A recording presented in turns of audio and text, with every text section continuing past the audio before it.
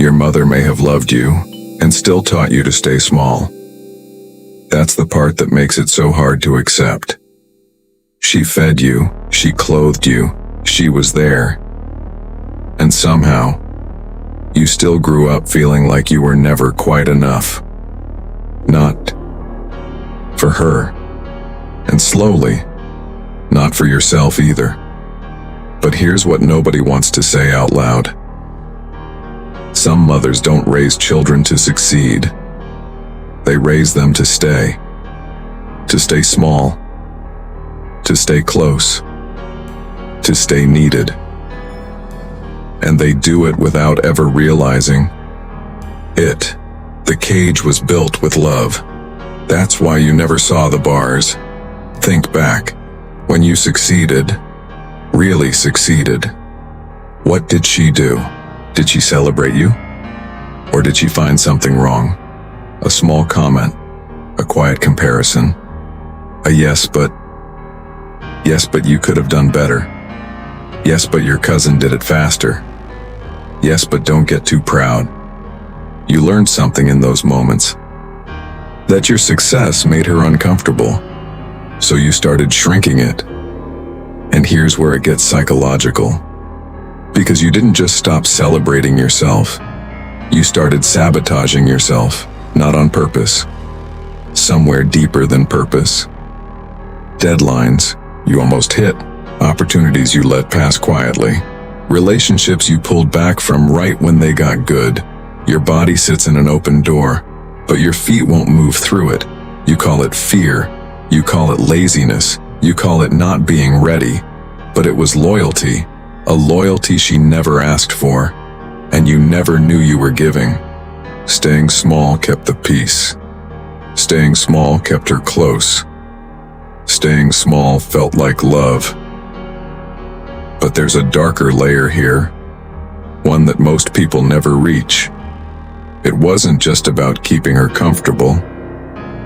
She also taught you what you deserved, and she taught you without a single lesson. Every time your pain was dismissed, you learned your pain didn't matter. Every time your excitement was flattened, you learned your joy was too much. Every time you needed her and she made it about herself, you learned that your needs were a burden. You didn't develop low self-worth. It was handed to you, carefully, consistently, by someone who was supposed to do the opposite. And the cruelest part? You defended her, to everyone, because she was your mother, and loving her felt like the only safe thing left. So what do you do with that? When the person who limited you also loved you?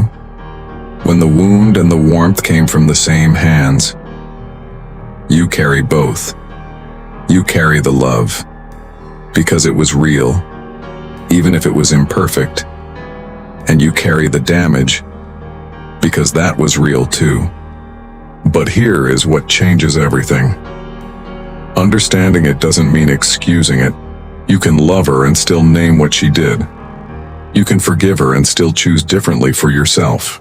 The story she wrote for you was never yours to finish, because you were not born to stay small. You were not born to sabotage the good things.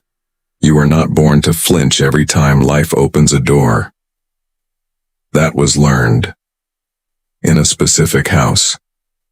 With a specific person. Under specific conditions that no longer exist. The habits that exhaust you today once kept you alive. But you are not in that house anymore.